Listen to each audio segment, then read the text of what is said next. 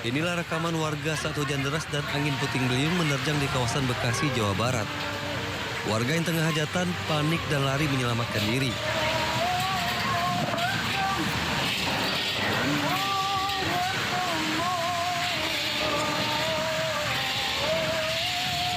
Di tengah kepanikan pun terdengar lantunan suara azan dari seorang warga. Akibat peristiwa ini, tenda yang terpasang di depan rumah warga ambruk. Tidak hanya angin puting beliung, di sejumlah wilayah di Kelurahan Pekayon Jaya, Bekasi Selatan mengalami hujan es. Peristiwa ini mengakibatkan puluhan pohon tumbang menutupi jalan di sejumlah titik. Tidak hanya itu, ratusan rumah warga juga rusak. Pohon baik pada tumbang nih. Iya. Ada berapa titik, Bang?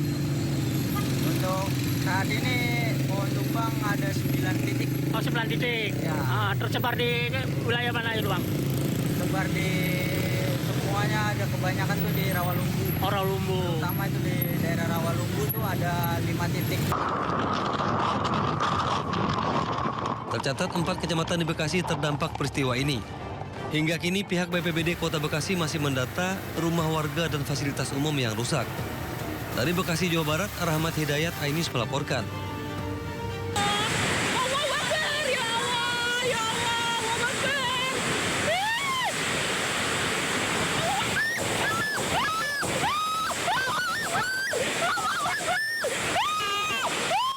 Warga panik saat angin puting beliung menerjang desa Telgawa, Kabupaten Rembang, Jawa Tengah. Astagfirullahaladzim. Toli maaf. Akibatnya deretan kios dan rumah warga rusak. Kencangnya angin disertai hujan deras juga merobohkan sejumlah pohon hingga menutup badan jalan.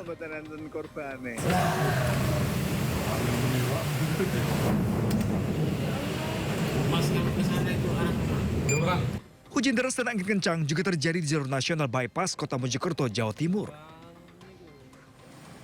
Akibatnya, pos polisi Kenanten milik Polres Mojokerto. Selain pos polisi, 2 papan reklame di Jalan Wijaya Kusuma, Desa Banjar Agung, dan atap Terminal Kertajaya juga ambruk.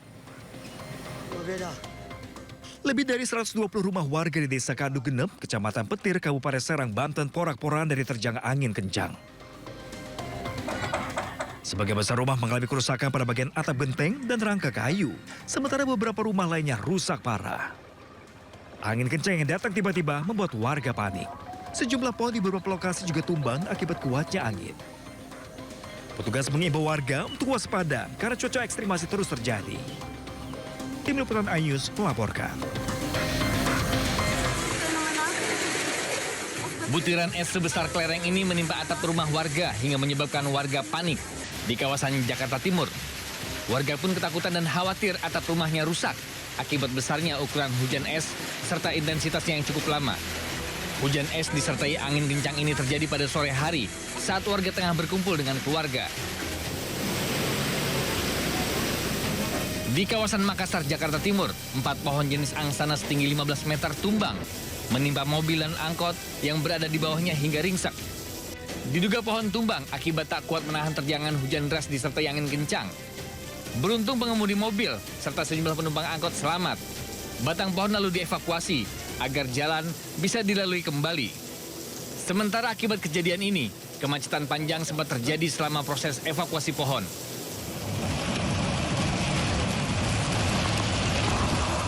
Pohon tumbang juga terjadi di Jalan Raya Mabes Hankam Cipayung, Jakarta Timur. Akibatnya, sebuah mobil dan papan reklame di eksit tol Halim roboh hingga mengganggu arus lalu lintas. Pohon berukuran besar juga tumbang di kawasan Bambu Apus Cipayung, Jakarta Timur, hingga menimpa 6 unit kendaraan roda 2. Petugas langsung dikerahkan untuk mengevakuasi sejumlah pohon yang tumbang di beberapa titik di wilayah Jakarta Timur. Pihak BMKG memperingatkan, selama seminggu ke depan, cuaca ekstrim masih akan terjadi di Jabodetabek. Dari Jakarta, Rio Manik, Ainus melaporkan.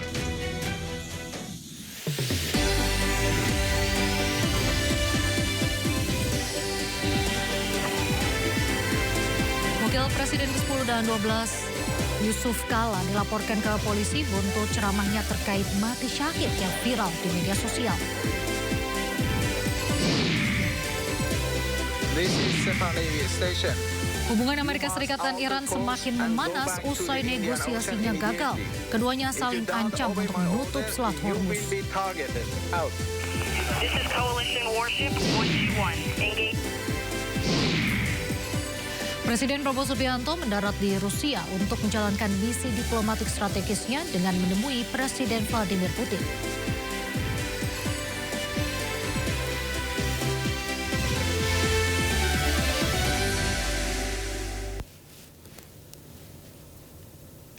Halo pemirsa, gagal sepakat di Islamabad, dunia waspada konflik makin dekat. Netanyahu dituding nekat memperpanjang konflik demi melindungi diri dari jerat korupsi. Bersama saya Raisa Radia, Anda menyaksikan Sindo Sore. Pemirsa, cuaca ekstrim disertai angin puting beliung memorak-morandakan tenda hajatan warga di kawasan Bekasi, Jawa Barat. Kencangnya terjangan angin juga menyebabkan sejumlah rumah warga dan fasilitas umum rusak.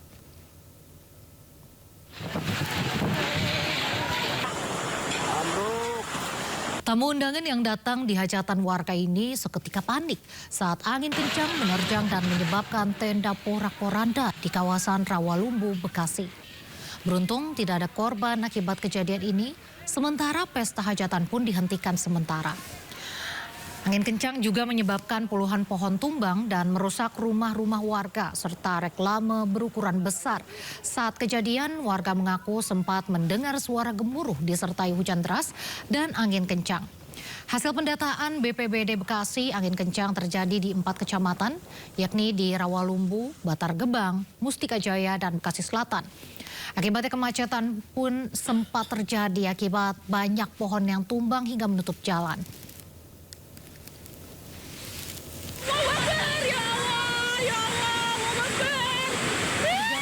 Puting beliung juga terjadi di Desa Togawah, Gunem, Rembang, Jawa Tengah. Kuatnya pusaran angin membuat warga yang tengah berteduh ketakutan karena selain merusak bangunan, angin juga merobohkan pohon dan deretan sepeda motor yang sedang terparkir. Usai kejadian, petugas BPBD Rembang bersama warga mengevakuasi pohon roboh agar jalan bisa dilalui kembali. Selain itu, petugas BPBD juga mengimbau warga lebih waspada karena saat ini tengah masa peralihan musim dari penghujan ke kemarau dan biasanya cuaca ekstrim kerap terjadi.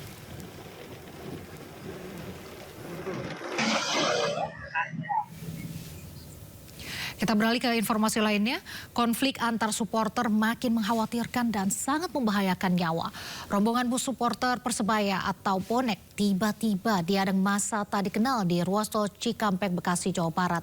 Akibatnya kemacetan panjang sempat terjadi, dampak dari satu bus yang mengalami pecah kaca depan karena terkena lemparan batu.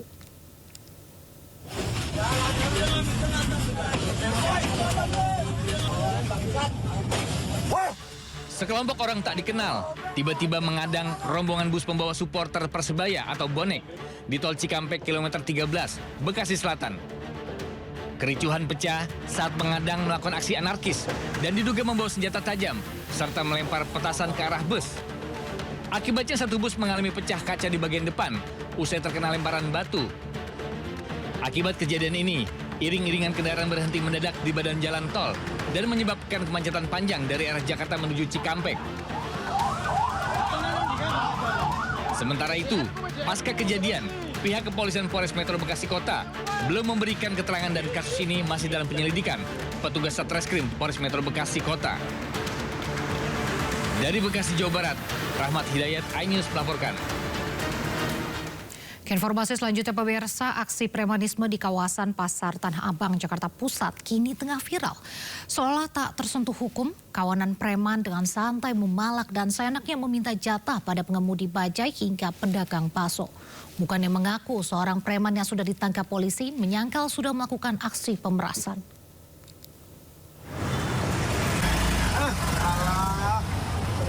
Tadi bukannya udah dikasih? Usai video pemalakan viral, polisi mendatangi rumah DA, preman pelaku pemalakan sopir bajai di kawasan Pasar Tanah Abang, Jakarta Pusat beberapa waktu lalu. Pelaku diamankan di rumah keluarganya di kawasan Jalan Tanah Rendah, Kampung Bali dan digelandang ke Polsek Tanah Abang. Saat dilakukan pemeriksaan, DA membantah melakukan pemaksaan atau pengancaman pada sopir bajai. Ia mengaku hanya menjaga putaran jalan sebagai Pak Ogah dan dalam sehari ia bisa mengantongi uang sebesar 90 hingga 100 ribu rupiah yang digunakan untuk kebutuhan hidup keluarga. Jadi yang 100 ribu rupiah itu kalau kita mendengarkan di videonya, di narasinya itu bahwa ternyata supir bajai tersebut selama 1 hari itu kemungkinan di berbagai tempat itu dijumlahkan 100 ribu. Sebelumnya, video viral premanisme juga di kawasan Tanah Abang menimpa pedagang bakso. Seorang preman meminta jatah sebesar 100 ribu rupiah. Namun karena pedagang menolak membayar, kawanan preman memecahkan mangkok-mangkok bakso dagangan. Akibat kejadian ini, korban melapor ke polisi hingga 3 preman diamankan. Hasil pemeriksaan, uang pemerasan digunakan kawanan preman untuk membeli sabu. Pemprov DKI Jakarta menegaskan akan memberantas segala bentuk premanisme di Jakarta. Saya sudah melihat videonya dan saya sudah meminta kepada Satpol PP, kepada Kepala Dinas untuk mengambil tindakan tegas terhadap hal itu. Nggak ada kompromi lagi. Jadi premanisme di Jakarta, saya sebagai gubernur, saya nggak ragu-ragu untuk itu. Pemprov DKI Jakarta juga berkomitmen memperkuat kawasan rawan dengan meningkatkan respon dari laporan warga. Hal itu untuk memberikan rasa aman hingga ke pedagang kecil di sekitar informasi. Dari Jakarta, tim liputan iNews melaporkan. Railing atau besi pagar pembatas sepanjang 50 meter di kawasan Ancol, Pademangan, Jakarta Utara hilang. Besi jembatan tersebut dicuri komplotan rayap besi.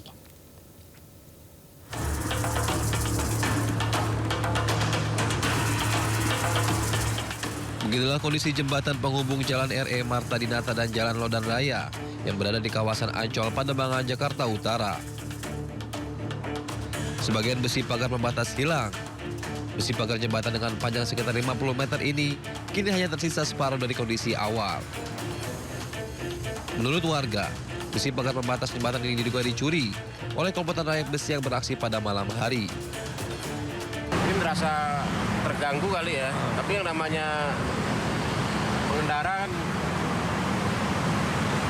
merasa kayak kurang nyaman aja kalau nggak ada railing kayak gini, soalnya jembatan sih. Kalau model dan bentuknya kayak gini, model potongannya pasti ada lah yang 1-2 pasti yang ngambil lah. Soalnya udah kelihatan banget niatnya, dari bautnya udah kelihatan dicowak-cowak. Hilangnya besi pagar pembatas jembatan ini membuat warga sekitar merasa khawatir. Warga berharap pemerintah segera menindaklanjuti kasus ini. Dari Jakarta, Rizky Falufi, iNews melaporkan. Kita beralih ke informasi lain. Pemirsa, nasib malang menimpa ratusan siswa di sekolah dasar di Kecamatan Ngamprah, Bandung Barat, Jawa Barat. Akibat sengketa lahan, gedung sekolah disegel ahli waris sehingga siswa terpaksa belajar bergantian.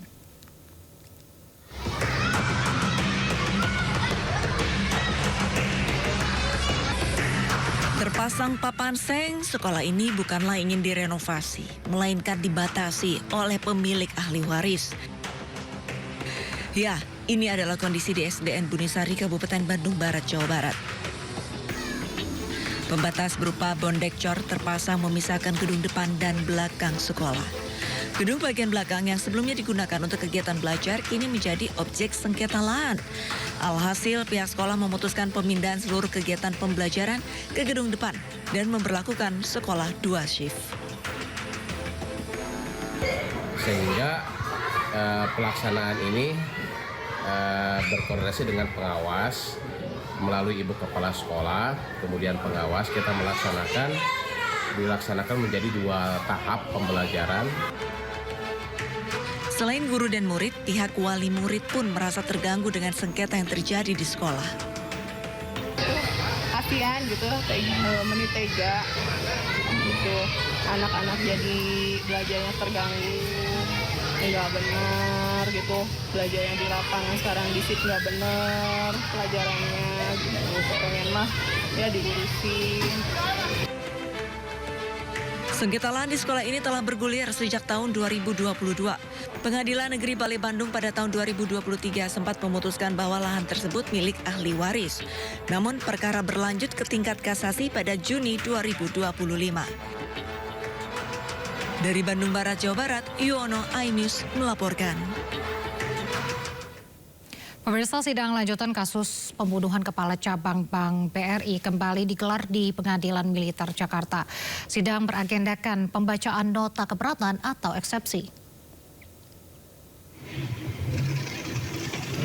Agenda pembacaan nota keberatan merupakan tahap penting sebagai langkah awal bagi tim kuasa hukum untuk menguji keabsahan dakwaan sebelum perkara berlanjut ke pembuktian. Ketiga terdakwa yakni Serka Muhammad Nasir, Kopda Ferry Herianto, dan Serka Franky Haru diduga terlibat dalam rangkaian tindakan penculikan yang berujung pada kematian Muhammad Ilham Pradipta, seorang kepala cabang Bank BRI. Korban ditemukan tewas mengenaskan dengan tangan dan kaki terikat serta mulut di Desa Nagasari, Bekasi. Ketiga terdakwa dijerat pasal 340 KUHP tentang pembunuhan berencana.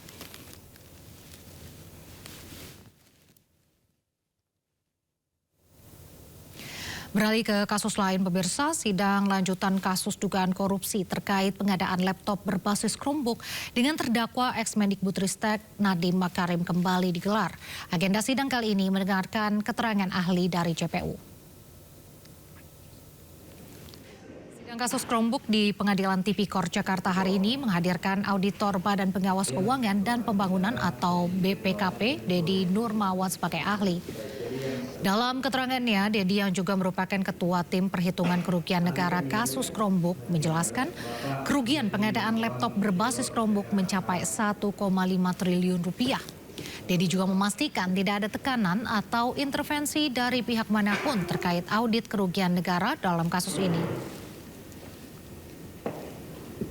Bagaimana bisa dipastikan bahwasanya audit BPKP ini simpulannya adalah murni dari pendapat profesional auditor, bukan pesanan pihak lain termasuk pesanan penyidik. Saya pastikan tidak ada yang namanya pesanan penyidik maupun intervensi semacam itu ya.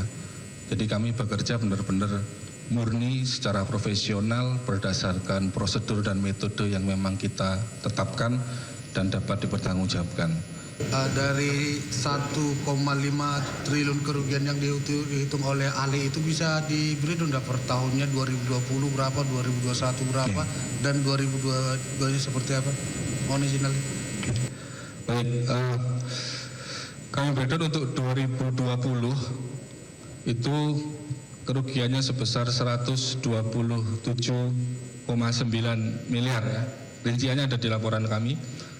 Untuk di 2021 itu kerugiannya sebesar 544 miliar, 596 juta sekian. Lalu di 2022 kerugiannya sebesar 895 miliar, 304 juta sekian. Sehingga total dari 3 tahun tadi 2020, 2021 dan juga 2022 kerugiannya sebesar 1,5 triliun, 1.567 miliar 888 juta sekian.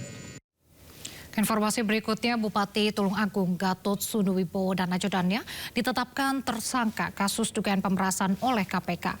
KPK menyita uang tunai lebih dari 300 juta rupiah dan 4 pasang sepatu mewah bernilai lebih dari 120 juta rupiah.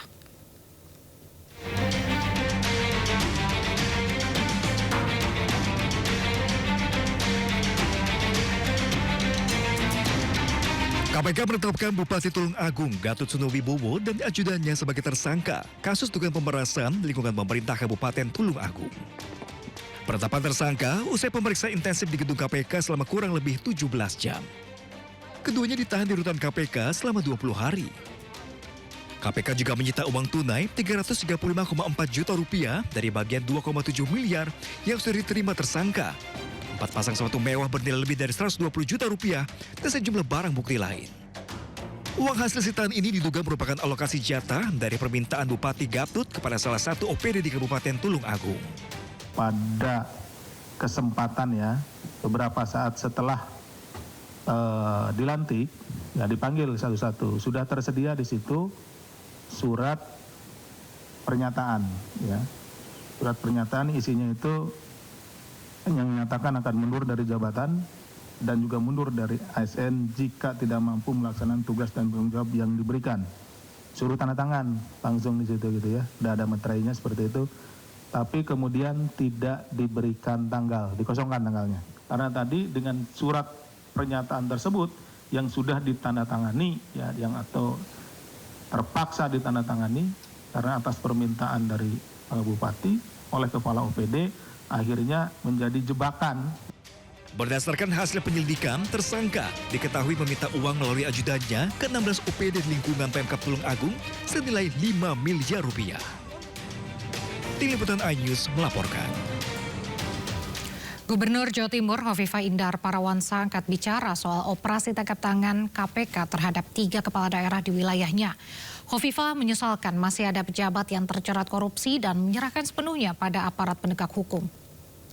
Harapan kita tentu semua bisa menjaga pemerintahan yang bersih, tata kelola yang baik, kira-kira begitu. Jadi kalau yang sudah terjadi seperti ini pasti kita menyerahkan kepada aspek hukum, jadi kepada KPK untuk mencari format. Ini kan kewenangannya ada di KPK, kira-kira gitu ya. Selanjutnya, pemirsa, Wakil Presiden ke-10 dan 12 RI Yusuf Kala akan dilaporkan ke polisi oleh DPP Gerakan Angkatan Muda Kristen Indonesia atau GAMKI, sejumlah lembaga Kristen lainnya. Laporan dilayangkan buntut pernyataan Yusuf Kala saat ceramah di Universitas Gadjah Mada pada beberapa waktu lalu. GAMKI dan lembaga Kristen lain menyoroti pernyataan Yusuf Kala saat ceramah di Masjid Universitas Gadjah Mada pada Maret lalu.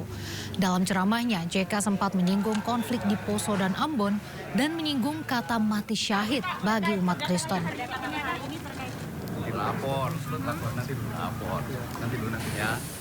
Kenapa agama gampang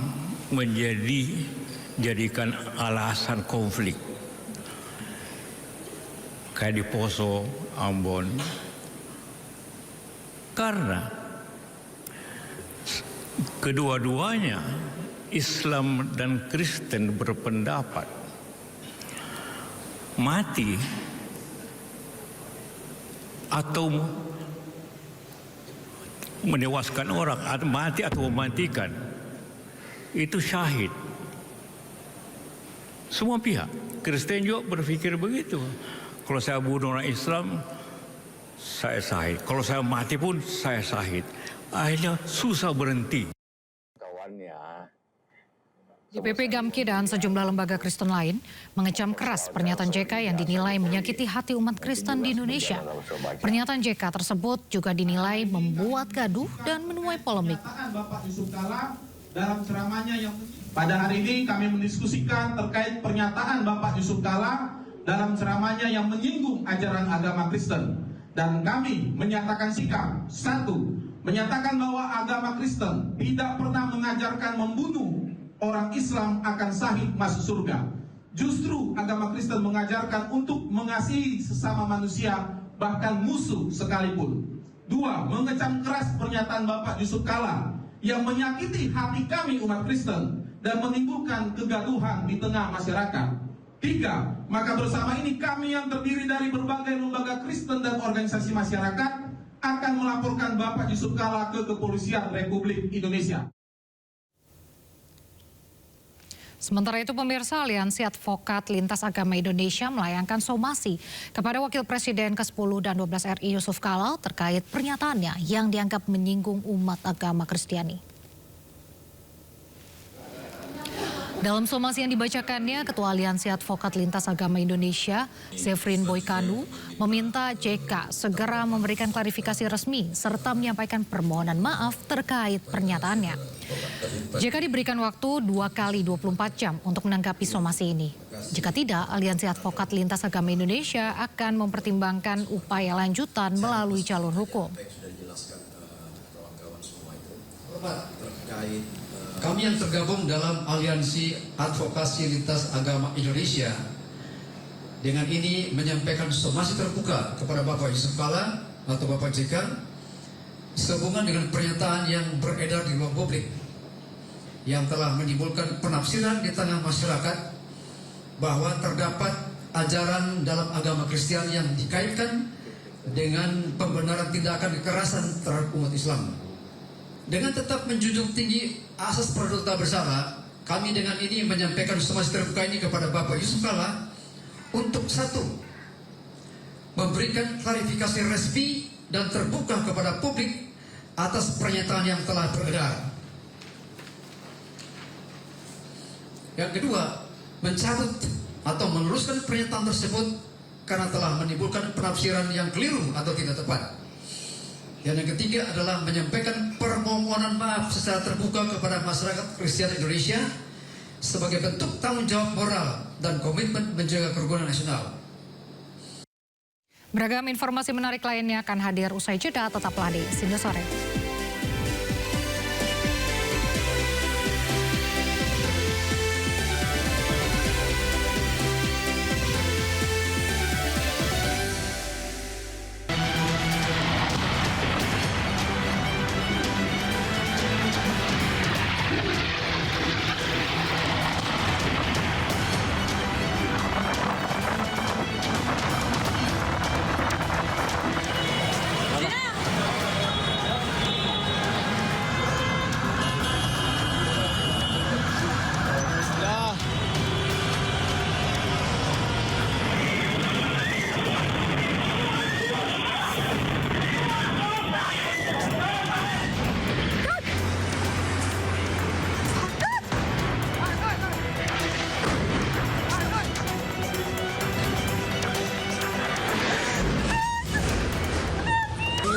ضربونا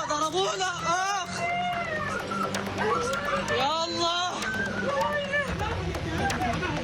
هو يا ماما يا الله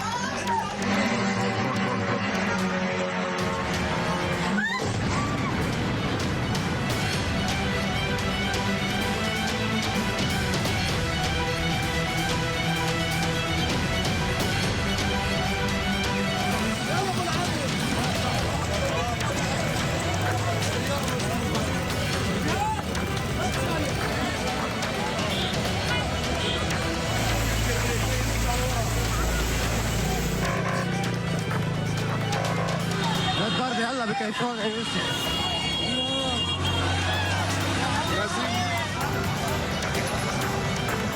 هون على دوار الزيتونة العالم بالأراضي بعيد عني يا زلمة بعيد عني ما في 100 متر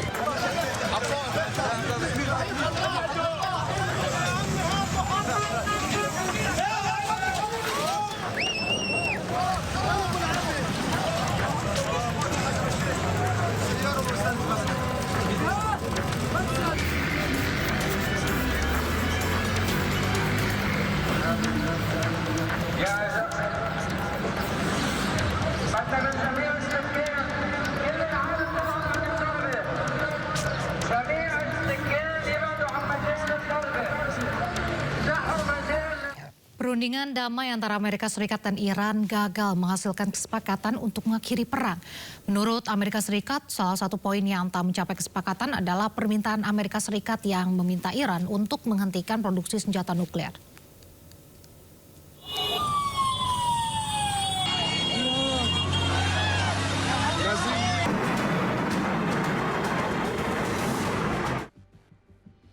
Perundingan damai antara Amerika Serikat dan Iran gagal menghasilkan kesepakatan untuk mengakhiri perang. Pihak Amerika mengatakan kegagalan dikarenakan Iran tak mau menerima syarat-syarat yang ditawarkan Amerika. Menurut Wakil Presiden Amerika, salah satu poin yang tak mencapai kesepakatan adalah permintaan Amerika yang meminta Iran untuk menghentikan produksi senjata nuklir. We have been at it now for 21 hours and we've had a number of substantive discussions with the Iranians. That's the good news. The bad news is that we have not reached an agreement, and I think that's bad news for Iran much more than it's bad news for the United States of America. So we go back to the United States having not come to an agreement. We've made very clear what our red lines are, what things we're willing to accommodate them on, and what things we're not willing to accommodate them on. And we've made that as clear as we possibly could, and they have chosen not to accept our terms. But the simple question is, do we see a fundamental commitment of will for the Iranians not to develop a nuclear weapon, not just now, not just 2 years from now, but for the long term? We haven't seen that yet. We hope that we will. Sementara itu, Ketua Komisi Keamanan Nasional Parlemen Iran menyatakan tetap tidak mempercayai Amerika meski telah terlibat dalam fase negosiasi. Iran juga menegaskan masalah Selat Hormuz bukanlah hal yang masuk dalam poin negosiasi dengan Amerika. توصیه اون اینه که آمریکایی ها اگر میخوان بیشتر از این آبروشون نره اینقدر خلاصه خودشون رو به ریسمان کثیف و ضعیف رژیم صهیونیستی گره نزنن. خوب است آبروی آمریکا رو بیشتر از این نبرن. سیاست گذاری در کشور تو حوزه های کلان و راهبردی خب قطعا با نظر رهبر انقلاب اسلامی است.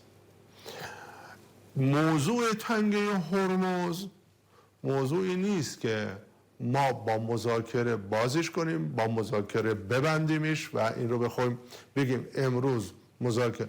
اون یک آبراهی است متعلق به ایران اسلامی و سالهای سال ما با گذشت و با مدارا با مهمان نوازی گذاشتیم، اومدن رفتن. الان میخوام از این حق مسلم ملی استفاده کنیم. Perundingan yang dimediasi Pakistan antara delegasi Iran dan Amerika digelar di Islamabad pada hari Sabtu. Pembicaraan ini dilakukan setelah gencatan senjata bersyarat selama 2 minggu. Pasca 21 jam perundingan Amerika dan Iran gagal, kedua delegasi negara tersebut pun meninggalkan Pakistan. Pemerintah Pakistan mencermati dan siap memfasilitasi kedua negara untuk berdialog di masa mendatang.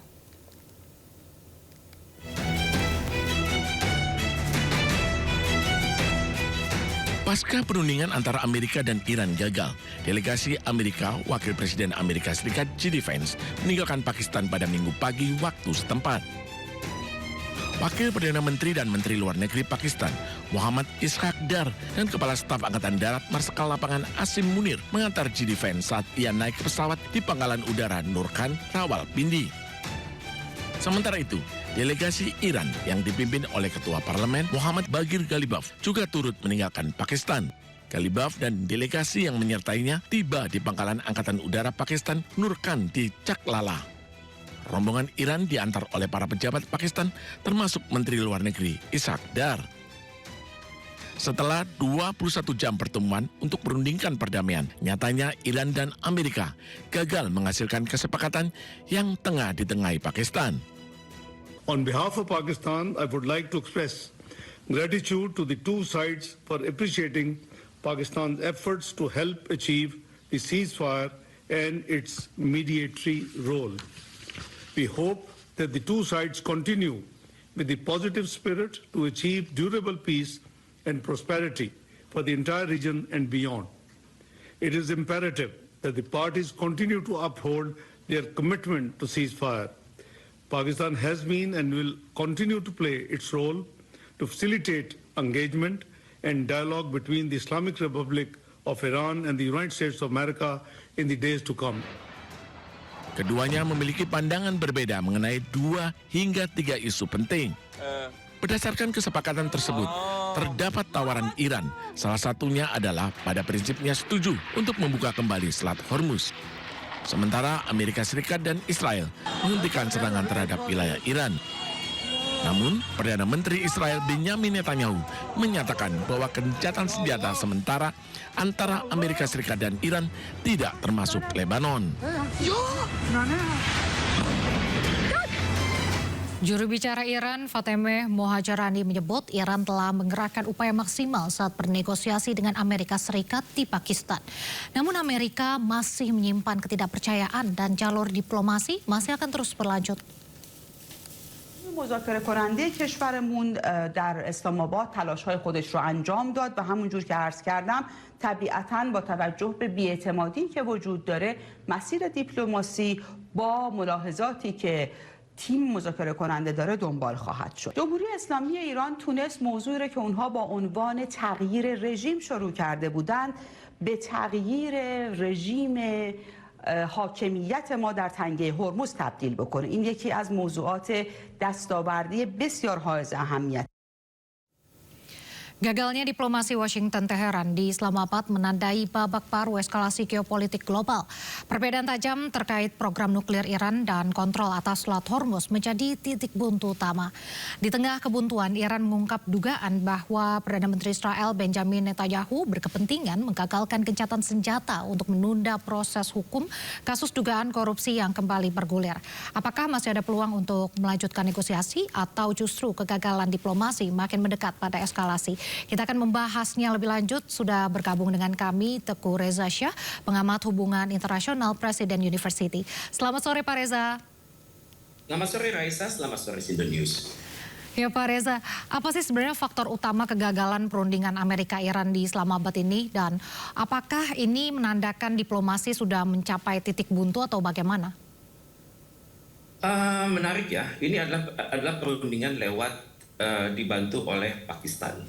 Kemudian perundingan ini dilakukan secara terpisah antara Amerika Serikat dan Iran. Mereka tidak berada dalam satu meja, dalam satu ruangan, satu meja, sehingga tidak saling lihat. Dalam kondisi seperti itu kelihatan sekali bahwa mereka betul sudah bekerja lebih dari 15 jam, tapi kenyataannya adalah hubungan itu tidak langsung. Dari Iran disampaikan kepada Pakistan, dari Pakistan diinterpretasikan, kemudian disampaikan kepada Amerika Serikat menginterpretasikan, nanti sampai kepada Iran. Kondisi ini memang tidak ideal, tapi setidaknya kondisi ini memungkinkan kedua negara yang sedang bermusuhan itu bisa saling membagikan ide-ide terbaik untuk sebuah perdamaian. Dan yang agak uniknya lagi adalah dalam perundingan ini Amerika Serikat diwakili oleh J.D. Vance. Ini adalah seorang wakil presiden Amerika Serikat dan akan menjadi presiden kalau sekiranya Donald Trump itu kena impeachment. Dan ini yang membuat Iran itu sangat berbahagia hati, walaupun Iran itu sudah ditipu sebanyak 3 kali. Pertama tahun 2018 pada saat mereka sedang berunding untuk Joint Comprehensive Plan of Action itu tahun 2018, kemudian tahun 2025 bulan Juni yang berujung pada perang 12 hari. Kemudian yang ketiga adalah pada saat 28 Februari tahun ini terjadi penyerangan. Sebenarnya Iran itu sudah tidak percaya lagi pada Amerika Serikat, karena apalagi Amerika Serikat kalau berunding selalu melibatkan Israel. Jadi karena itu dapat dimaklumi kalau perundingan ini gagal karena juga ada faktor ketidakseimbangan, karena Iran ini diwakili oleh kalangan yang sangat profesional, seorang ketua DPR, kemudian menteri luar negeri, kemudian wakil menteri luar negeri, kemudian negosiator urusan nuklir, kemudian juga menteri urusan ekonomi, kemudian juga tokoh-tokoh yang mengerti sejarah kedua negara. Tapi Amerika Serikat dalam hal ini hanya diwakili oleh J.D. Vance, kemudian diwakili oleh Witkoff, dan juga diwakili oleh Kushner. Kushner adalah menantu dari Donald Trump, dan Witkoff adalah teman main golf. Dan Kushner dan Witkoff ini adalah basisnya bukan diplomat, bukan saintis, tapi basic mereka adalah pengusaha. Jadi ini yang membuat suatu keadaan tidak seimbang.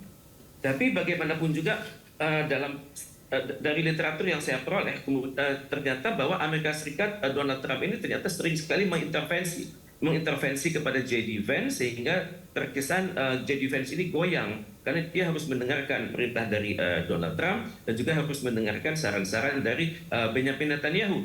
Jadi ini adalah fondasi-fondasi yang membuat perundingan tersebut gagal. Tapi bagaimanapun juga Pakistan sudah bekerja sangat keras, dan untuk itu Pakistan juga mengatakan masih terbuka peluang untuk negosiasi tahap lanjutan sepanjang dalam masa 2 minggu ini. Cuma kita tidak tahu aspek-aspek apakah yang akan dibahas, karena saya perhatikan kedua negara ini ngotot tidak akan beranjak dari statement-statement mereka sebelumnya, di mana di sana dikatakan bahwa Hormuz tidak bisa dikompromikan oleh Iran. Kemudian juga pengayaan nuklir itu adalah untuk tujuan-tujuan damai, dan pencapaian persentase nuklir itu saat ini bagi Iran masih jauh dari kapasitas untuk menjadi nuklir untuk masuk ke dalam warhead. Karena dalam bayangan Iran bahwa ayatullah mereka senantiasa mengatakan bahwa nuklir Iran itu adalah untuk tujuan damai. Jadi ini adalah sisi-sisi yang tidak bisa dipertemukan, dan Baik. sekarang mereka berunding soal Iran sedang mendapat konsentrasi Amerika Serikat dari perihal blokade atas Hormuz. Nah, Pak Reza, ini seberapa besar perbedaan kepentingan dari program nuklir dan juga Selat Hormuz kira-kira untuk menjadi deal breaker dalam perundingan ini, dan apakah masih bisa ada titik temunya seperti itu? Perihal nuklir, ya sebenarnya Iran juga harusnya mengatakan pencapaian saya berapa persen. Ini yang membingungkan. Sebagian ahli mengatakan sudah mencapai 60%, dan itu akan menjadi kekuatan nuklir pada persentase 90%. Sebagian ahli mengatakan baru 40%. Kalau ada klarifikasi dari International Atomic Energy Agency dan langsung dibuatkan ceiling atau pembatasan, misalnya hanya boleh naik sekitar 10%, tapi masih jauh dari 90%, barangkali Iran masih bisa terima, mungkin Amerika Serikat masih bisa terima.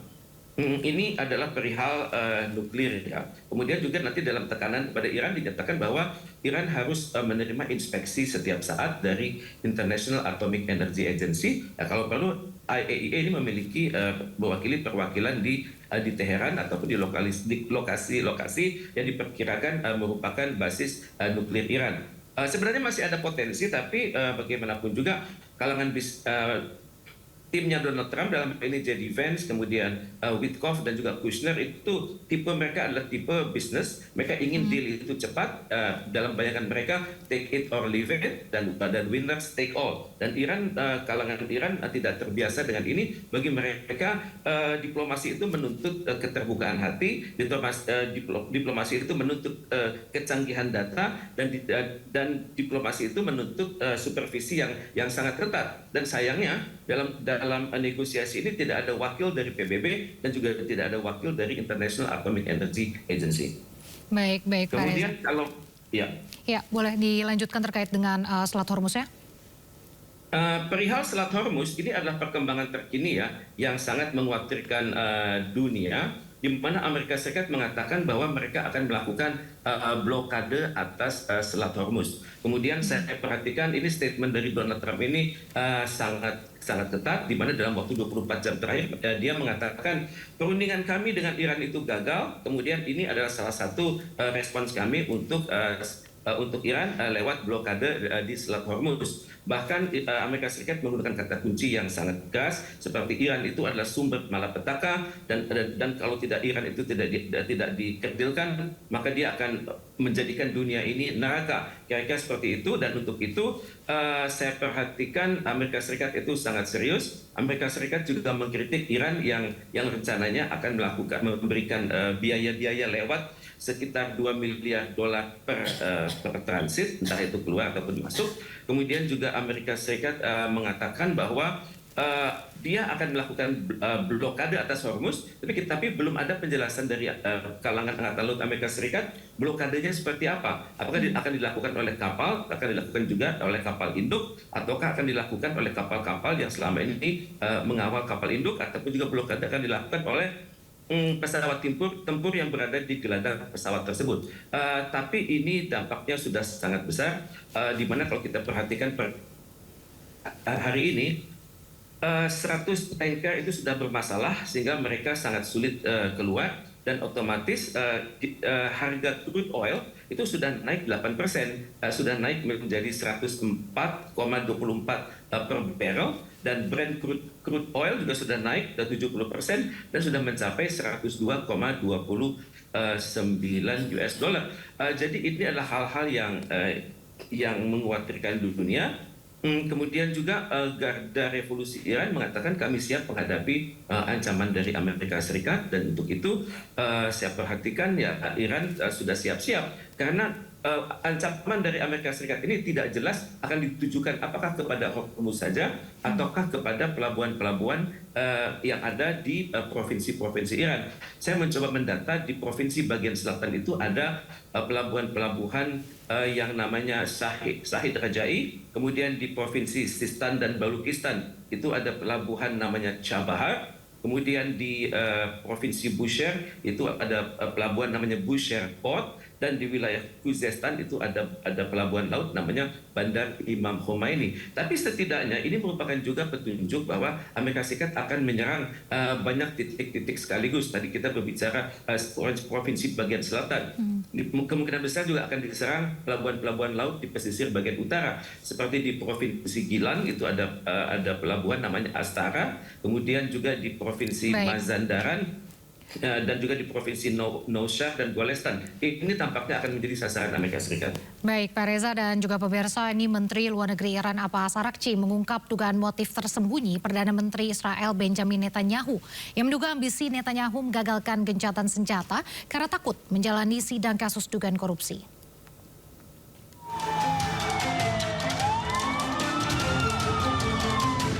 Gencatan senjata antara Amerika Serikat dan Iran telah berlangsung sejak Rabu. Namun Israel terus membombardir Lebanon. Iran mengungkap dugaan motif tersembunyi Perdana Menteri Israel Benjamin Netanyahu. Perdana Menteri Luar Negeri Iran Abbas Araghchi menduga ambisi Netanyahu gagalkan gencatan senjata karena takut jalani sidang. Dalam unggahannya di akun resmi media sosial X, Araghchi menyoroti persidangan kasus dugaan korupsi Netanyahu yang akan kembali digelar pada hari Minggu. Ia menyebut gencatan senjata termasuk di Lebanon akan mempercepat pemenjaraannya.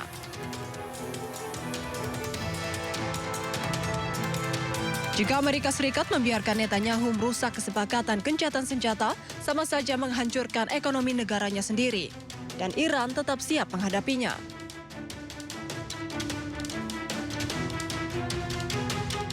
Pengadilan Distrik Yerusalem mengonfirmasi sidang kasus dugaan korupsi Netanyahu pada hari Minggu. Netanyahu menghadapi dakwaan dalam kasus yang menuduhnya berkolusi untuk mendapatkan pemberitaan menguntungkan dari media Israel. Kasus lainnya yakni terkait tuduhan menerima gratifikasi senilai lebih dari 260 ribu dolar AS atau 4,4 miliar rupiah dari para miliarder sebagai imbalan atas keuntungan politik. Diketahui ketegangan di Timur Tengah terjadi sejak 28 Februari dan saat ini gencatan senjata antara AS dan Iran sedang berlangsung selama 2 pekan. Iran dan Amerika Serikat sedang dalam proses negosiasi pada Jumat di Islamabad yang dimediasi oleh Pakistan.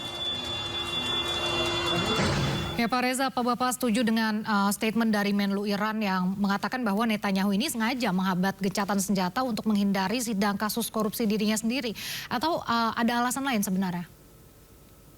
Memang saya perhatikan ini adalah alasan yang juga dilakukan oleh Donald Trump karena keduanya ingin menjadikan urusan domestik itu terkerdilkan dan seolah-olah keduanya menang dalam berbagai program-program internasional. Karena itu dalam hal ini karena itu Amerika Serikat dan Israel sangat berkeinginan agar perang ini berlanjut. Karena seperti kita ketahui bersama di kalangan Amerika Serikat sendiri, lobby-lobby sangat kuat agar perang ini berlanjut. Misalnya lobby-lobby dari American Israel Public Affairs Committee dan juga lobby-lobby dari Military Industrial Complex, yakni industri-industri pertahanan yang sangat diuntungkan dengan berjalannya perang. Tapi kalau saya melihat juga berita-berita dari media massa Israel seperti Haaretz dan Jerusalem Post, itu kelihatan bahwa demonstrasi ini sangat nyata begitu. Dan kalau orang Israel itu sedang demo, saya perhatikan ini sudah lintas partai. Mereka sudah sadar bahwa perang ini sudah terlalu lama dan perang ini sudah menghancurkan mereka. Dan Netanyahu dan juga Donald Trump sangat menyimpan rapat-rapat indikator-indikator, misalnya wilayah-wilayah mana dari Israel yang sudah hancur lebur, kemudian juga berapa prajurit Israel yang wafat, kemudian juga persenjataan mana saja yang sudah hancur dan tidak bisa digunakan lagi. Yang menjadi hirauan saya adalah perang ini bisa berlanjut kalau basis-basis militer Amerika Serikat di Timur Tengah itu masih ada. Tapi dalam kenyataannya semua basis-basis militer tersebut sudah diluluh lantakkan oleh Iran bahkan juga pesawat-pesawat yang berparkir di sana pun sudah dihancurkan. Jadi kalau begini ceritanya, yang terjadi adalah itu adalah perang jarak jauh Amerika Serikat melawan Iran. Mungkin perang ini akan dilakukan lewat pesawat tempur, mungkin akan dilakukan lewat peluru kendali dari kapal selam, tapi bagaimanapun juga Iran tampaknya sudah siap untuk mengamankan wilayah-wilayahnya dari prospek serangan laut ini. Oke, Pak Reza, tapi apakah pernyataan dari Menlu Iran ini yang menganggap bahwa Netanyahu ini sengaja memperpanjang konflik ini akan mempengaruhi dinamika negosiasi atau justru memperkeruh situasi ini? Saya perhatikan Netanyahu itu mampu menekan Donald Trump ya, karena kita perhatikan kalau kita simak sama-sama bagaimana penjelasan daripada mantan jenderal-jenderal Amerika Serikat seperti mantan kepala atau Joint Chief of Staff, mantan Menteri Pertahanan, kemudian mantan Kepala Staf Angkatan Darat, Kepala Staf Angkatan Udara, itu rata-rata bintang mereka itu 34, dan mereka mengatakan Donald Trump ini sangat salah kalau menjalankan perang. Kemudian pada saat yang sama juga perang ini tidak sah, perang ini bertentangan dengan konstitusi. Tapi kenyataannya selalu Netanyahu yang menekan Donald Trump untuk mendukung aksi militer dari Israel. Seperti kita ketahui bersama pada saat serangan tanggal 28 Februari lalu, pihak Amerika Serikat kebingungan apakah Amerika Serikat mendukung Israel ataukah Amerika Serikat dan Israel sama-sama menyerang titik-titik di Iran. Jadi ini kelihatan sekali bahwa elit-elit Amerika Serikat sendiri sebenarnya sangat terpengaruh oleh tekanan dari Netanyahu. Kita perhatikan bagaimana statement dari Hegseth sebagai Menteri Pertahanan juga sering berganti. Tapi ada yang unik juga bahwa Israel menekan Amerika Serikat lewat jalur Epstein, di mana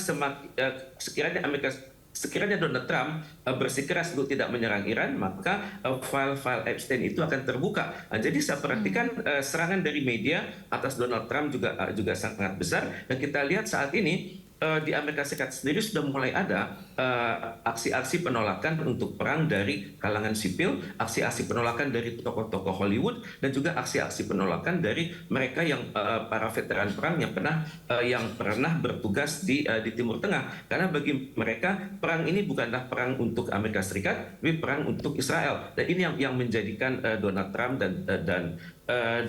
dan juga Benjamin Netanyahu itu ngotot bahwa bagi Amerika Serikat dalam hal terjadinya diskusi untuk pemakzulan di House dan juga di Senat diperkirakan ada hari Kamis atau Jumat minggu ini. Jadi waktu-waktu dari sekarang hingga Kamis dan Jumat itu sangat penting. Karena itu wajarlah kalau Amerika Serikat itu sangat berkepentingan untuk menyerang Iran, dan inilah yang ditakutkan karena serangan itu kita tidak tahu persis apakah serangan dari Amerika Serikat atas Iran ini konvensional atau bermuatan nuklir. Baik, terakhir Pak Reza, ini dengan belum dibukanya Selat Hormuz dan ini Amerika dan Iran seperti deadlock ya, ini dampaknya seperti apa terhadap stabilitas ekonomi global di kawasan Timur Tengah? Seperti kita ketahui sekarang ada 100 tanker yang sedang tertahan. Kita ketahui juga harga minyak sudah menaik. Kemudian juga kita lihat bahwa di Amerika Serikat harga minyak itu sudah 20% lebih tinggi daripada minggu lalu. Dan ini yang terjadi adalah kemungkinan besar suasana akan semakin tegang, karena saya perkirakan Amerika Serikat itu akan melakukan blokade secara sendirian. Dan pada saat yang sama negara-negara NATO tidak ada yang ingin terlibat dalam kasus ini. Dalam kondisi Amerika Serikat tercekik di dalam negeri lewat ancaman pemakzulan, kemudian di luar negeri dia tidak melihat adanya potensi mendapatkan kawan, seperti kan kawan-kawan Amerika Serikat di NATO, di Indo-Pasifik tidak ada yang mendukung. Kemungkinan besar Donald Trump yang mengidap narcissistic personality disorder ini dapat saja melakukan tindakan-tindakan yang tidak kita duga. Orang seperti ini hanya egonya sangat tinggi, dan orang ini dapat saja melakukan ancaman akan menyerang Iran secara nuklir. Kalau ini sudah terjadi, maka kita bisa bayangkan Rusia dan China, kemudian Korea Utara dan negara-negara lain akan sangat tersentak, dan mereka akan berpikir bagaimana nuklir ini tidak terjadi, karena kalau serangan nuklir walaupun dalam skala yang kecil itu tetap akan melahirkan nuklir winter yang akan menghancurkan bumi beserta isinya ini. Baik Pak Reza, tapi tentunya kita masih berharap adanya peluang untuk diplomasi ke depannya. Terima kasih Pak Reza atas waktunya bersama kami di Sindo Sore. Sehat selalu Pak. Pemirsa, batalnya perundingan membuat Iran kembali menutup Selat Hormuz bagi kapal-kapal Amerika Serikat dan sekutunya. Iran pun tak segan menenggelamkan kapal perang Amerika Serikat yang melanggar. Transiting in the vicinity Fojai Report and Oman Sea. This is Sabah Navy. This is Sabah Navy. Last warning, last warning, last warning. Iran melalui Press TV membagikan detik-detik saat kapal perang Amerika Serikat mencoba melewati Selat Hormuz. Iran mengancam untuk menembak kapal perang yang melintas Selat Hormuz. This is Sabah Navy Station. You must alter course and go back to the Indian Ocean immediately. If you don't obey my order, you will be targeted. Out. This is Coalition Warship 121, engaged in transit passage in accordance with international law. No challenge is attended to you. Iranian Sepah Navy. If you see any warship in your vicinity, keep a distance more than 10 miles from them because I'm ready to open fire on them without any warning. Gagalnya perundingan membuat hubungan Amerika Serikat dan Iran semakin memanas. Kedua negara ini saling ancam untuk menutup Selat Hormuz. Sepah Navy Station, you must alter course and go back to the Indian Ocean immediately. If you don't obey my order, you will be targeted. Out. This is Coalition Warship 121, engaged in transit passage in accordance with international law. No challenge is attended to you. Iranian Sepah Navy. If you see any warship in your vicinity, keep a distance more than 10 miles from them because I'm ready to open fire on them without any warning. Kapal perang Iran terus berjaga di Selat Hormuz. Saat ini Iran melarang kapal lintasi Selat Hormuz tanpa izin. Iran pun akan langsung menembak kapal yang memaksa masuk Selat Hormuz. Amerika Serikat pun langsung membalasnya dengan blokade kapal yang akan keluar Selat Hormuz. Sejumlah kapal tanker pun terhenti di Selat Hormuz. Kali ini tak hanya kapal milik sekutu Amerika Serikat dan Israel, namun juga kapal berbendera Cina, sekutu Iran. Blokade lalu lintas maritim yang masuk dan keluar pelabuhan Iran akan dimulai Senin jam 10 pagi waktu Amerika Serikat. That'll be 10 o'clock tomorrow. Other nations are working so that Iran will not be able to sell oil, and that will be very effective. But there are many boats heading toward our country to fill up with oil and then go and take it. So they're not going to go through the Hormuz Strait, and ultimately that'll be correct. Pernyataan ini diperkuat dengan statement di sosial media miliknya. Presiden Amerika Serikat Donald Trump tegaskan penutupan Selat Hormuz dilakukan sampai Iran mengizinkan semua kapal melintas. Trump juga menegaskan kebijakan ini telah disetujui oleh negara-negara lain. Amerika Serikat pun memandang apa yang dilakukan Iran adalah pemerasan. Presiden Amerika Serikat Donald Trump memperingatkan Cina terkait laporan pengiriman rudal pertahanan udara ke Iran. Trump mengancam jika Cina terlibat memasok senjata ke Iran, maka Cina akan menghadapi masalah besar.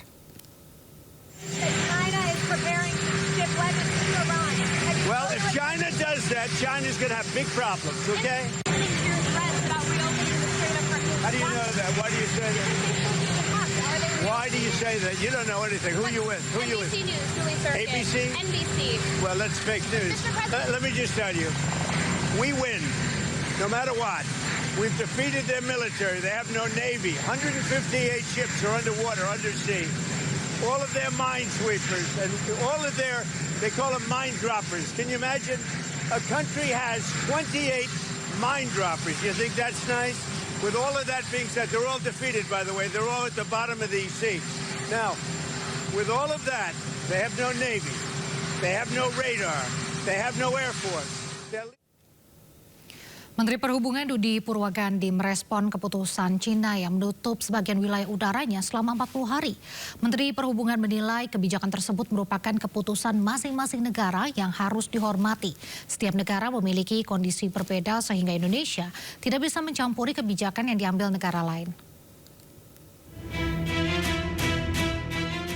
Menteri Perhubungan Dudi Purwagandi mengatakan penutupan wilayah udara di China selama 40 hari berpotensi berdampak pada sektor penerbangan dan pariwisata, termasuk kemungkinan berkurangnya arus wisatawan China ke Indonesia. Meski demikian, Dudi mengatakan pihaknya tidak bisa mengintervensi atau melarang pemerintah lain untuk mengeluarkan kebijakannya. Untuk itu, Kementerian Perhubungan akan memfokuskan penguatan industri penerbangan di dalam negeri agar dapat menjaga keberlangsungan sektor pariwisata di tengah penurunan wisatawan asing. Pasti tentunya akan dampak misalnya turisme dan segala macam itu akan berkurang. Kita juga tidak bisa melarang negara lain untuk mengurangi penerbangan dan sebagainya karena kondisi mereka juga harus kita maklumi. Kondisi kenaikan harga itu kan sifatnya global. Ya, kita berharap ini bisa selesai. Bahwa akan berpengaruh ya. Itu sebabnya kita berupaya untuk menjaga supaya kenaikan di domestik ini tidak terlalu tinggi sehingga apa masyarakat kita masih bisa bepergian. Seperti diketahui melalui Notice to Air Missions atau notam yang dikeluarkan pemerintah China mulai tanggal 27 Maret hingga 6 Mei 2026, sebagian wilayah udara lepas pantai utara dan selatan Shanghai ditutup selama 40 hari. Wilayah yang ditutup membentang dari Laut Kuning yang menghadap Korea Selatan hingga Laut China Timur yang menghadap Jepang. Pemberitahuan ini dirilis tiba-tiba tanpa ada penjelasan apapun.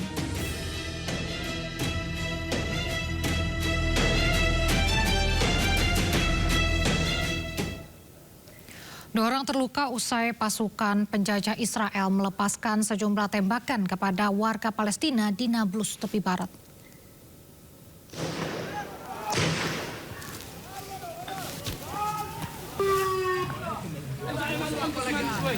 Pasukan Zionis menyerbu kota Nablus dan sejumlah kota lain di tepi barat Palestina.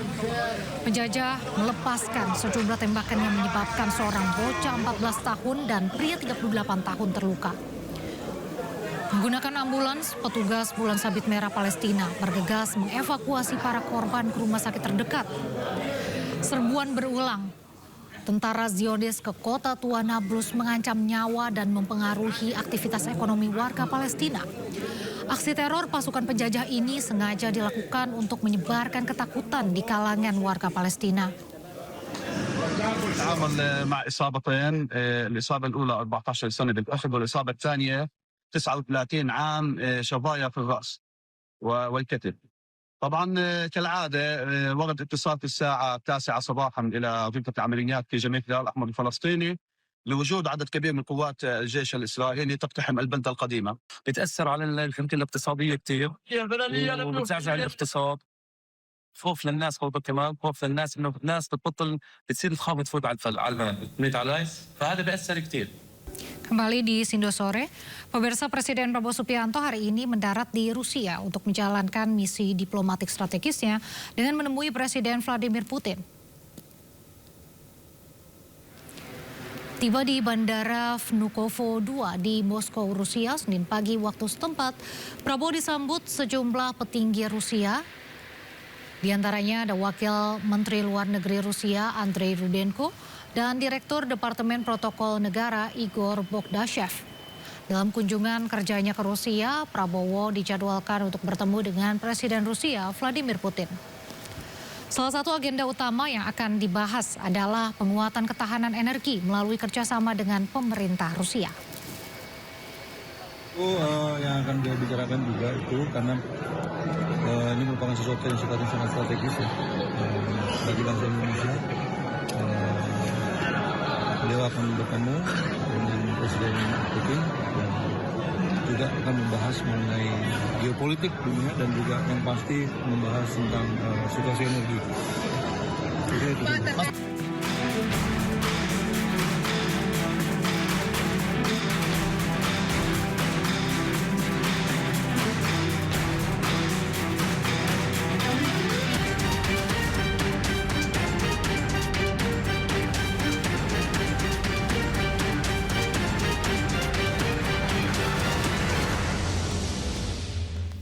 Menteri SDM Bahlil Lahadalia memastikan Indonesia sudah melewati masa kritis pasokan bahan bakar minyak atau BBM. Bahlil mengklaim stok BBM sudah aman dan berada lebih dari 20 hari, sedangkan stok LPG juga masih terjaga di atas 10 hari. Meski demikian, Bahlil meminta masyarakat untuk bijak dalam menggunakan energi dan melakukan penghematan sebisa mungkin. Penggunaan energi secara bijak diakui Bahlil menjadi kunci untuk mencegah krisis energi.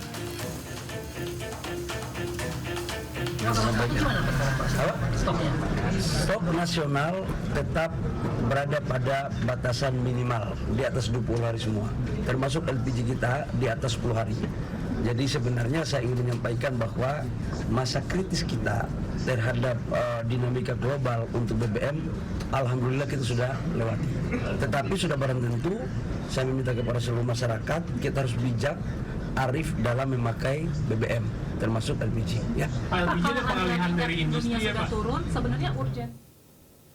Tak hanya berdampak pada krisis energi, dampak perang Amerika-Iran juga menyebabkan naiknya harga plastik di Indonesia. Bahan baku plastik nafta berasal dari Timur Tengah digunakan untuk berbagai industri.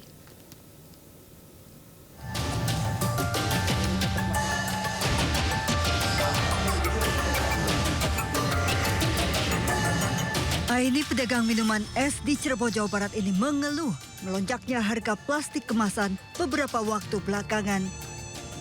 Plastik menjadi kebutuhan utama untuk sedotan serta kemasan minuman es yang dijualnya. Jika ia menaikkan harga jual es, pembeli pasti mengeluh. Sementara jika tak dinaikkan, ia hanya mendapat untung tipis. Alih-alih saling mengerti, pembeli justru komplain saat harga minuman es naik Rp1.000.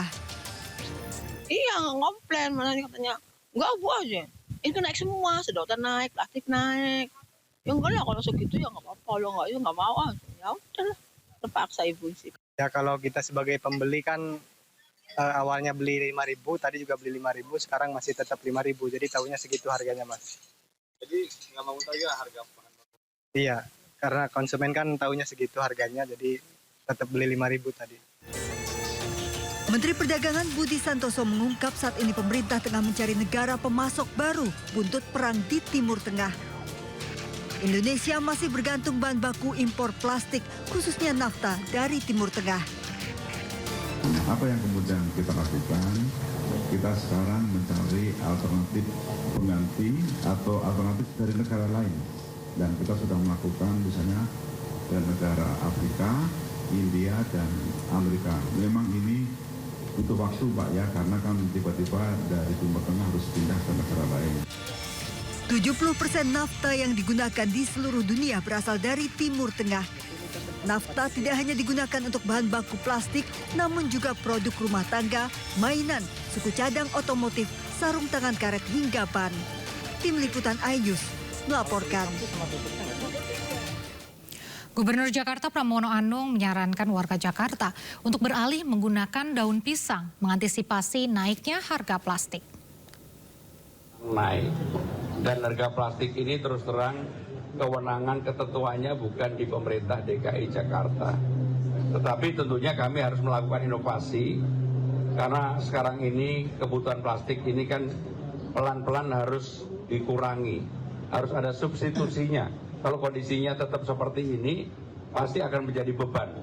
Maka untuk itu ya kita kadang-kadang harus kembali ke cara tradisional, pakai bungkus daun pisang dan sebagainya. Harga plastik naik gara-gara perang tak hanya dikeluhkan pedagang. Warga juga mengeluh dan berharap pemerintah bisa segera memberikan solusi. Jangan naiknya jangan terlalu tinggi gitu. Jadi kan pedagang bisa memanage harga penjualannya gitu biar nggak naik lagi gitu. Mudah-mudahan sih ini ya, karena ini kan terdampaknya dari perang itu ya sebenarnya. Mudah-mudahan sih bisa segera diakhiri dan tidak terdampak dengan masyarakat bawah ya. Kalau mungkin masyarakat bawah yang lebih terasa gitu. Mudah-mudahan sih bisa diakhiri dan kebijakan pemerintah juga lebih berpihak ke masyarakat kecil. Gitu. Nah harapan saya pribadi sih pemerintah bisa memberikan beberapa kebijakan sih yang istilahnya dapat mengurangi harga plastik yang naik ini. apakah subsidi ataupun istilahnya negosiasi dengan beberapa negara ya, yang istilahnya berkaitan gitu sih. Pemirsa, Menteri Koordinator Bidang Perekonomian Erlangga Hartarto merespon pemangkasan proyeksi pertumbuhan ekonomi Indonesia oleh Bank Dunia yang sebesar 4,7% dari sebelumnya 4,8%. Erlangga menilai revisi tersebut merupakan hal yang wajar di tengah meningkatnya ketegangan geopolitik global. Penyesuaian proyeksi tak hanya terjadi terhadap Indonesia, tetapi juga pada sejumlah negara lain. Menko Perekonomian Erlangga Hartarto angkat bicara terkait proyeksi pertumbuhan ekonomi Indonesia oleh World Bank menjadi 4,7%. Menurutnya revisi tersebut merupakan hal yang wajar di tengah ketidakpastian global, terutama akibat meningkatnya tensi geopolitik yang mempengaruhi perekonomian dunia. Namun Erlangga menjelaskan bahwa penurunan proyeksi tidak hanya dialami Indonesia, namun juga terjadi di berbagai negara dan kawasan. Dengan situasi tersebut, pemerintah pun tetap menegaskan bahwa proyeksi pertumbuhan ekonomi Indonesia masih berada di atas rata-rata global yang diperkirakan sekitar 3,4%. Pemerintah pun tetap optimis terhadap kinerja ekonomi nasional, terutama pada kuartal pertama yang diperkirakan ada di level 5,5%. Disampaikan di dalam rapat kerja untuk kuartal pertama kita optimis lebih besar atau sama dengan 5,5. Kemudian kalau di akhir tahun lebih besar sama dengan 5,4 sesuai dengan perkiraan APBN. Semua ini masih tergantung daripada kondisi geopolitik masih stabil atau tidak. Yang sekarang kan dalam kondisi perang dan 2 minggu lagi tentu akan ada dinamika. Jadi selama ini kita terus saja mengadjust terhadap dinamika yang ada. Erlangga menambahkan bahwa Indonesia kerap mencatatkan realisasi ekonomi yang lebih baik dibandingkan prediksi lembaga internasional, sehingga target pertumbuhan ekonomi tahun ini masih berada di kisarannya.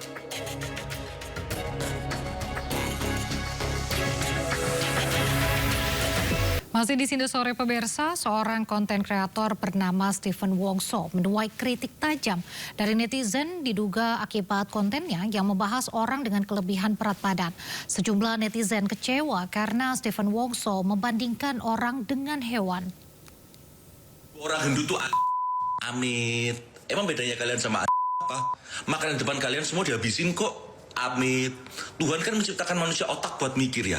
Masa nggak dipakai? Berhenti sebelum kenyang. Bahkan kalian orang gendut ini lebih rendah daripada ketika kenyang. Makanan depannya nggak dihabisin. Tapi kan aku dikasih sama orang lain. Aku menghargai, nggak enak kalau nggak dihabisin.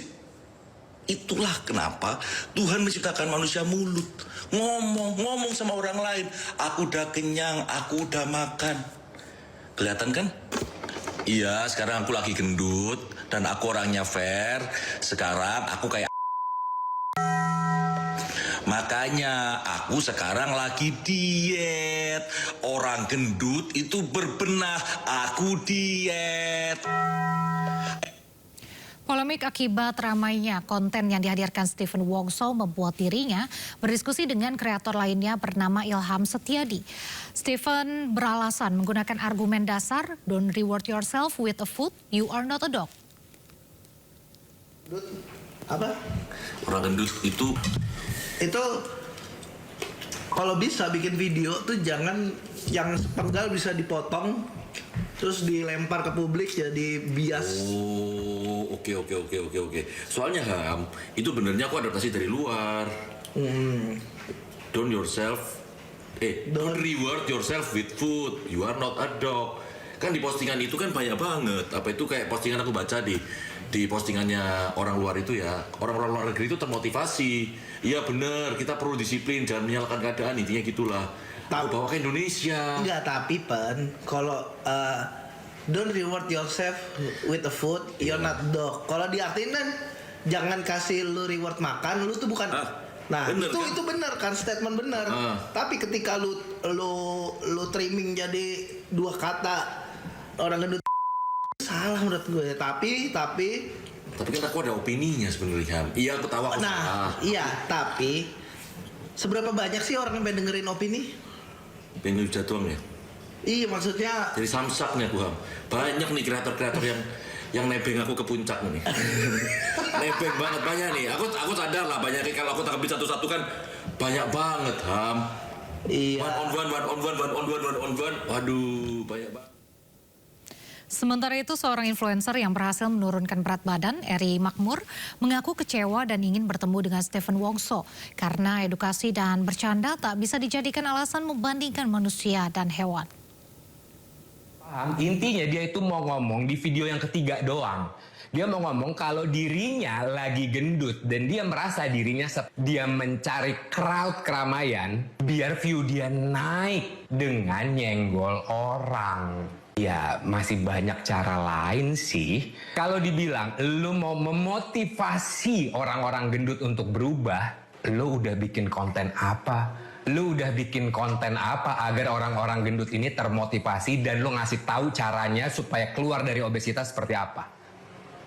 Apakah dengan konten-konten lu seperti ini orang-orang gendut termotivasi? Ayo keluarin datanya, keluarin faktanya berapa banyak yang termotivasi. Gue bisa nunjukin itu. Yuk ketemuan yuk, dibales DM gue, dibales komen-komen gue. Dan kalau lu bilang ini cuma sekedar bercanda, bercanda lu jelek. Selekat.